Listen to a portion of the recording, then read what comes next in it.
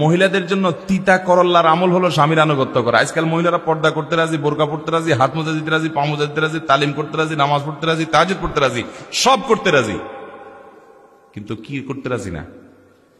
স্বামীর কথা শুনতে রাজি না। এই বেটার কথা শুনবো, বেকুবের মতো কথা বলে, এটা কোনো যুক্তির কথা হইলো? বেটা কি ব্যবসা করবে, মহিলা ওটা নিয়ে পণ্ডিতি করে, সবকিছুতে পণ্ডিতি করে। না ভাই, আপনার বুঝে আসুক আর না আসুক, কোন এক সালাফের স্ত্রী বলেছেন, আমরা আমাদের স্বামীদেরকে, আগের যুগের মানুষরা রাজা বাদশাদেরকে প্রজারা যেরকম সম্মান করতাম, আমরা এরকম সম্মান করতাম। এখন এগুলো নাই, দিনদার মেয়েদের মধ্যেই নাই, স্বামীর আনুগত্য নাই। মেয়েদের জন্য একটা অ্যাসিড টেস্ট যে আমার স্বামীর আনুগত্য, স্বামীর সাথে বেয়াদবি কোনো, সর্বোচ্চ সম্মান দেব। আল্লাহ তাআলা তার মাধ্যমে আপনার জান্নাত নিশ্চিত করেছেন, এবং সুখী দম্পতির জন্য এটা কোনো বিকল্প নাই। ওই পশ্চিমাদের নাচানাচিতে নাচানাচি করিয়েন না, ওদের সংসার শেষ, ওদের লাইফ শেষ, ওদের সুখ শান্তি বলতে কিচ্ছু নেই। দেখেন না, যত আওয়াজ করে বিয়ে হয় তত আওয়াজ করে ভাঙে।